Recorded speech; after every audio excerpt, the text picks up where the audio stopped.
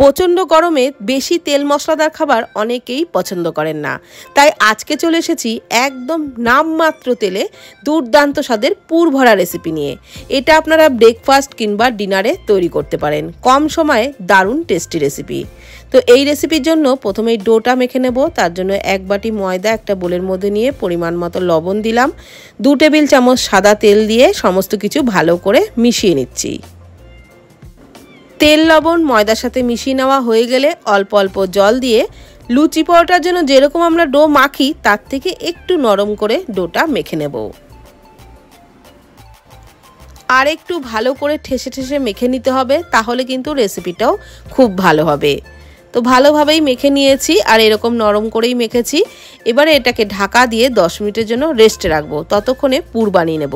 Frying প্যানে 2 table চামচ সাদা তেল দিলাম। তেল গরম হয়ে গেলে হাফ চামচ গোটা জিরে দিলাম। জিরেটা ফুটে উঠলে দিয়ে দিচ্ছি একটা ছোট সাইজের পেঁয়াজ কুচি, 2টো কাঁচা লঙ্কা কুচি আর অল্প কারি পাতা, 8-10টা মতো কারি পাতা দিয়েছি। এবারে এগুলোকে নাড়াচাড়া করে একটু ভেজে নিচ্ছি। পেঁয়াজ খুব বেশি লালচে করে ভাজার দরকার নেই, হালকা লালচে করে ভেজে নিলেই হবে। তো নাড়াচাড়া করে পেঁয়াজ হালকা করে ভেজে নিয়েছি। এবারে আমি দিয়ে দিচ্ছি একদম ছোট ছোট টুকরো করে কেটে নেওয়া আলু। এখানে একটা আলুই দিয়েছি মিডিয়াম সাইজের। আলুটাকে নাড়াচাড়া করে পেঁয়াজের সাথে একটু ভেজে নিচ্ছি। আলু একটু ভাজা ভাজা হয়ে গেলে দিয়ে দিচ্ছি ক্যাপসিকাম কুচি। আর এখানে একটা ছোট সাইজের ক্যাপসিকাম কুচি দিয়েছি। পরিমাণ মতো লবণ দিলাম, হাফ চামচ হলুদ গুঁড়ো দিয়ে দিলাম।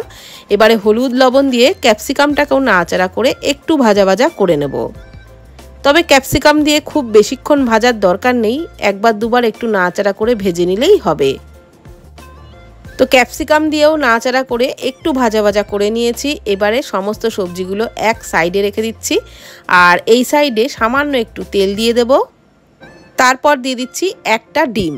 আমি এখানে একটা ডিম দিয়ে তৈরি করছি, আপনারা 2-3টে দিয়েও তৈরি করতে পারেন। সামান্য একটু লবণ দিয়ে ডিমের ভুজিয়াটাকেও ভেজে নিচ্ছি।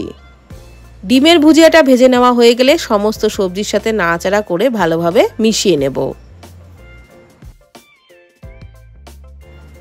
ডিমের ভুজিয়াটাকে সবজির সাথে ভালোভাবে ভেজে নেওয়ার পর দিয়ে দিলাম হাফ চামচ মতো মিট মশলা। মিট মশলা দিলে স্বাদটা খুব ভালো হবে। আপনারা কিন্তু ম্যাগি মশলাও দিতে পারেন। নাড়াচাড়া করে নিলাম মশলাটাকে। সমস্ত কিছুর সাথে মশলাটাকে ভালোভাবে মিশিয়ে এবারে পুরটাকে নামিয়ে ঠান্ডা করে নেব।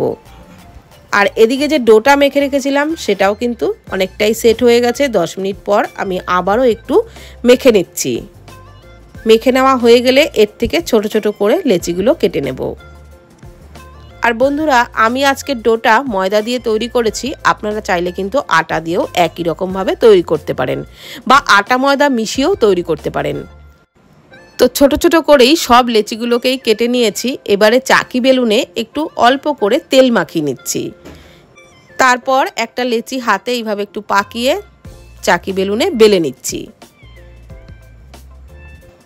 আর একটু পাতলা করেই বেলে নেব, লুচির মতো সাইজের করেই বেলে নিচ্ছি। তবে খুব বেশি পাতলা করে বেলতে যাবেন না, তাহলে কিন্তু এটা ছিঁড়ে যেতে পারে। এইবার মাঝখানে পুরটা দিয়ে দিলাম প্রায় 1.5 চামচ মতো। মাঝখানে এইভাবে রেখে চারি সাইডটা মুড়ে নিচ্ছি। খুব ভালো করে কিন্তু মুড়ে নিতে হবে যাতে কোনোভাবেই পুরটা বেরিয়ে না যায়। তো এইভাবে একত্রে করে নিয়ে তারপর উপরের যে এক্সট্রা বাড়তি অংশটা ওটা কিন্তু আমি কেটে বাদ দিয়ে দেবো।